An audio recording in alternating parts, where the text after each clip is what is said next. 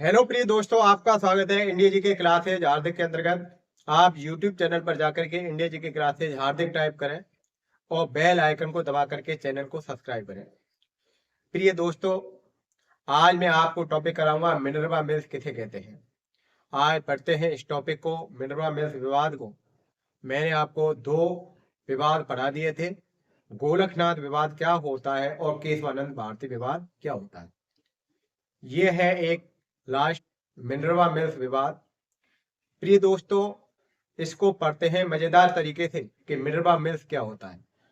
मैं आपको एक बात और कहना चाहूंगा कि फेसबुक पर आपको जो आदि क्लास देखने को मिलती है उस पर ऊपर लिंक दी हुई होती है।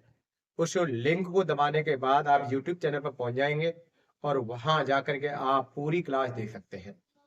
प्रिय दोस्तों, आज पढ़ते हैं मिनरवा मिल्स विवाद को। मिनरवा मिल्स विवाद क्या है?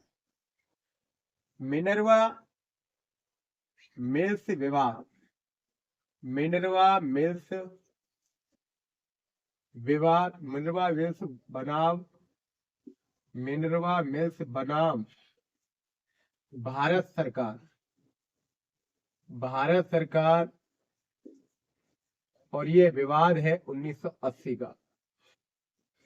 ये विवाद कब का है? 1980 का। मिनरवा मिल्स बनाम भारत सरकार विवाद 1980 का है। प्रिय दोस्तों, इस केस को पढ़ने से पहले आपको पढ़ना पड़ेगा केशवानंद भारती विवाद। उस जाकर के उस वीडियो को देखना। उसको देखने के बाद ये आपके समझ में आएगा, क्योंकि इन दोनों का आपस में कनेक्शन है। केशवानंद भारती विवाद में सुप्रीम कोर्ट ने कार्यपालिका पर प्रतिबंध लगाए थे, सरकार पर प्रतिबंध लगाया था कि ये मन माने संशोधन करके हमारे संविधान को नष्ट न कर सके, संविधान को खत्म न कर सके, उसको पूर्ण रूप से बदल न सके। इसलिए उन्होंने दो प्रावधान उसमें महत्वपूर्ण किए।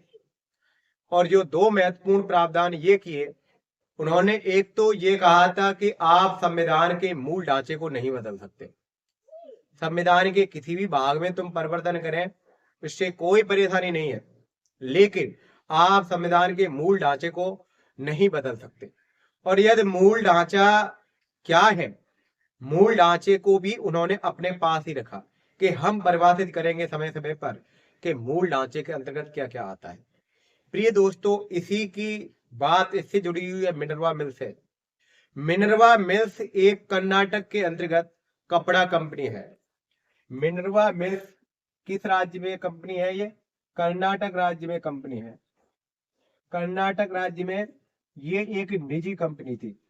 कैसी कंपनी थी? निजी, निजी कंपनी थी। और सरकार इसे अपने अंडर में लेना, अपने अधीन करना चाहती थी, अपने अधिकार में लेना चाहती थी, क्योंकि सरकार उस समय समाजवादी सोच की थी, यानी कि उत्पादनों के साधनों पर ज्यादा से ज्यादा अपना अधिकार जमाना चाहती थी। प्रिय दोस्तों, कर्नाटक राज्य के अंतर्गत ये कपड़ा कंपनी है मिनरवा मिल्स। कौन सी है? कपड़ा कंपनी। और कपड़ा कंपनी को ये भारत सरकार अपने अधीन लेना चाहती थी। और इस केस की सुनवाई किसने की थी? इनके जो वकील थे, इस वकील ने पक्ष रखा था, और वो है नानी पालकीवाल। नानी पालकीवाल, पालकीवाल ये प्रसिद्ध वकील है। आपको मैंने बताया था कि केशवानंद भारती विवाद इन्होंने ही लड़ा था। और जो सरकार मनमाने तरीके के परिवर्तन करके उस संविधान को जो नष्ट होने से जा रही थी, उसको बचाने में कहीं ना कहीं इन्हीं का योगदान था। प्रिय दोस्तों, ये कपड़ा कंपनी थी और इस पर 1971 के अंतर्गत भारत सरकार ने आदेश दिया कि इसको अपने अधीन किया जाए। आदेश दिया, अभी किया नहीं है। 1971 में कपड़ा कंपनी को, कपड़ा कंपनी को, कौन सी को? Minerva mills. कपड़ा कंपनी कौन सी? मिनरवा मिल्स को, मिनरवा मिल्स को अपने क्या करने चाहते थे? अपने अधीन, अपने अधीन करने का आदेश दिया। अधीन करने का आदेश दिया, करने का आदेश दिया। और इसके लिए इन्होंने बैठाई एक कमेटी, आदेश दिया। इसके लिए इन्होंने कमेटी तैयार की, कमेटी तैयार की और कमेटी को दिया कि भाई आप इसकी जांच कीजिए और इसको अपने अधीन लीजिए। प्रिय दोस्तों, यह बात है 1971 की। अब बाद में ये 1974 में कपड़ा अधिनियम लेकर के आए, कपड़ा अधिनियम पास किया। कपड़ा अधिनियम संसद ने कब पास किया? 1974 में। 1974 में कपड़ा अधिनियम पास करके इस कंपनी को क्या कर दिया? राष्ट्रीयकृत। इस कंपनी को राष्ट्रीयकृत कर दिया, यानी कि सरकार ने राष्ट्रीयकृत किया, यानी कि एकीकरण।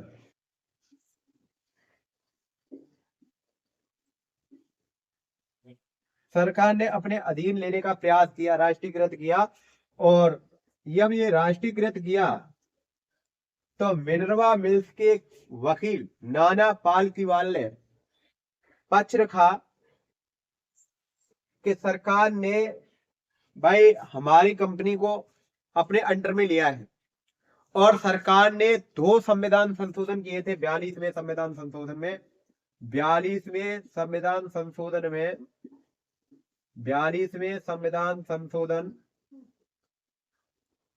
में 2 भाग जोड़े। 42वें संविधान संशोधन के द्वारा अनुच्छेद 368 में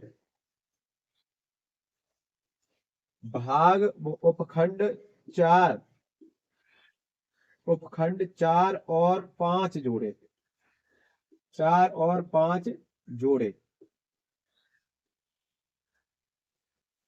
और 42वां संशोधन किया उन्होंने 1976 में। इसको ध्यान से सुनना प्रिय दोस्तों। 1976 में संविधान संशोधन के द्वारा अनुच्छेद 368 में उपखंड 4 और 5 जोड़े और इस 4 और 5 उपखंड के अंतर्गत इन्होंने क्या बात जोड़ी? नंबर फर्स्ट, संसद द्वारा संविधान में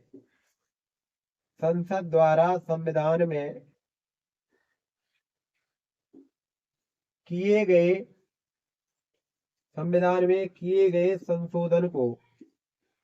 गए संशोधन को न्यायालय में चुनौती नहीं दी जा सकती। न्यायालय में चुनौती नहीं दी जा सकती।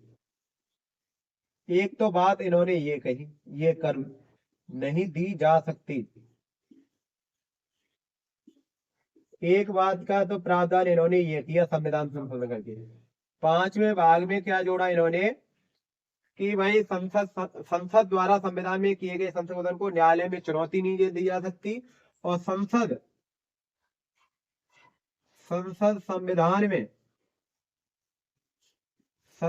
संविधान में कोई भी संशोधन कर सकती है। संसद संविधान में कोई भी संशोधन कर सकती है।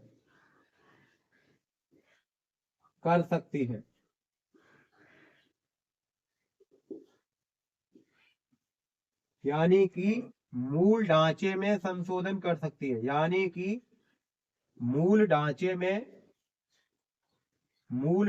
में क्या कर सकती है? संशोधन कर सकती है। मूल ढांचे में संशोधन कर सकती है।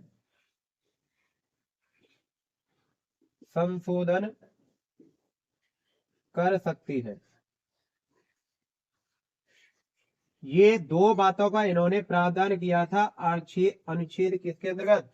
अनुच्छेद 368 के अंतर्गत ये बात का प्रावधान किया था। संसद द्वारा संविधान में किए गए संशोधन को न्यायालय में चुनौती नहीं दी जा सकती, यानी कि अपने पास रखना चाहती थी।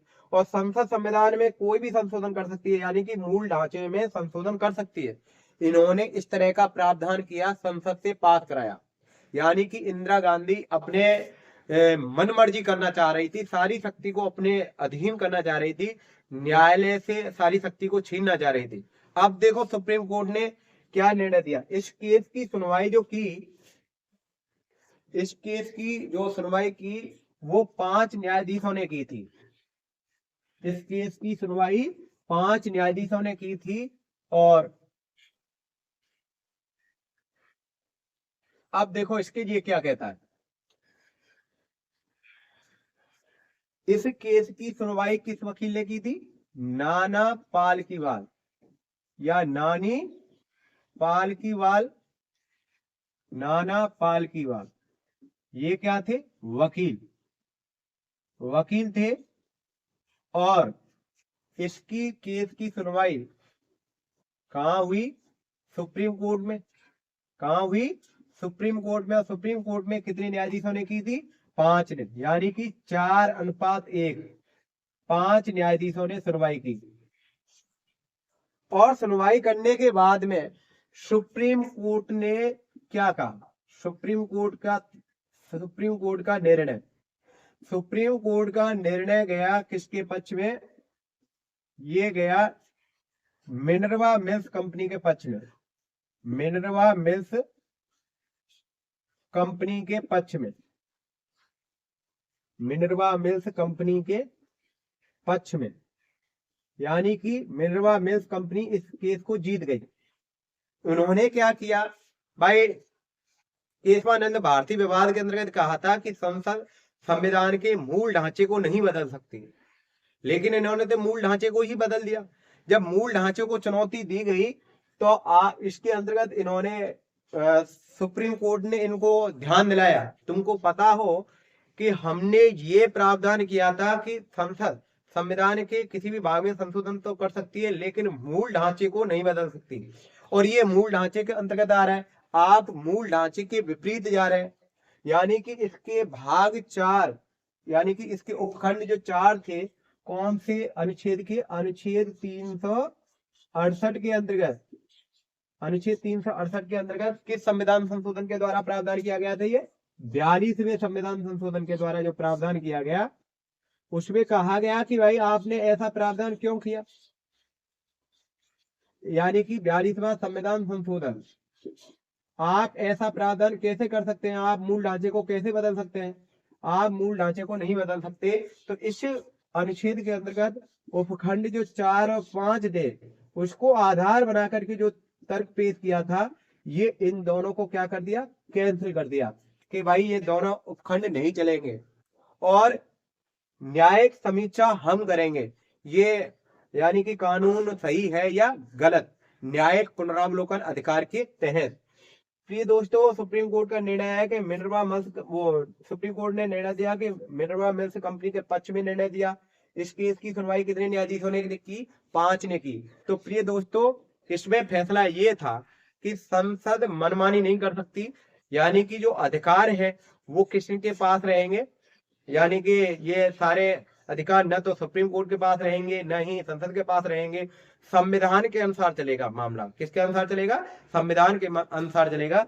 तो प्रिय दोस्तों, ये था मिनर्वा मिल्स विवाद। इस मिनर्वा मिल्स विवाद के अंतर्गत यानी कि आप मूल ढांचे को नष्ट नहीं कर सकते। मूल ढांचे के अंतर्गत जो बातें आती है उसको आप नहीं बदल सकते। ये मूल ढांचे को ही बदलने पर उतारू हो रहे थे। संविधान में संशोधन करके संविधान में जो संशोधन किए जाएंगे उसको न्यायालय में चुनौती नहीं दी जाएगी। तो ये इस तरह का जो प्रावधान कर रहे थे, उसको कहीं ना कहीं इस मामले में भी सरकार को झटका लगा। और जो विवाद 1951 से लगातार चले आ रहे थे, 1951 से जो न्यायपालिका कार्यपालिका में लगातार जो झगड़े देखने को मिल रहे थे, वो झगड़ा कहीं ना कहीं अब 1980 में समाप्त होने पर ही था।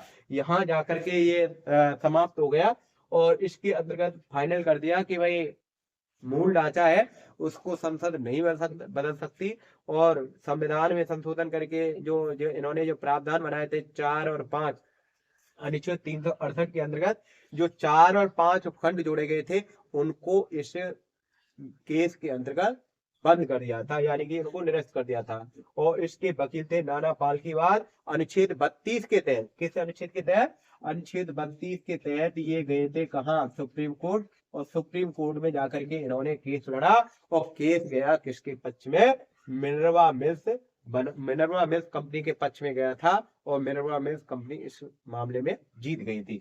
और इन्होंने जो सरकार मनमानी करने पर जो उतारू हो रहे थे, जो उन्होंने संविधान में संशोधन किए थे, उनको निरस्त कर दिया था। तो प्रिय दोस्तों, ये था मिनर्वा मिल्स बनाम भारत सरकार 1980 का ये विवाद न्यायपालिका कार्यपालिका के बीच 1951 से लेकर के देखने को मिला, और वो लगातार 1980 तक चला। 1980 में जाकर के कहीं इनका झगड़ा शांत हुआ, तब जाकर के व्यवस्था शांत हुई। प्रिय दोस्तों, ये था मिनर्वा मिल्स विवाद। मिलते हैं अगली क्लास के अंदर। जय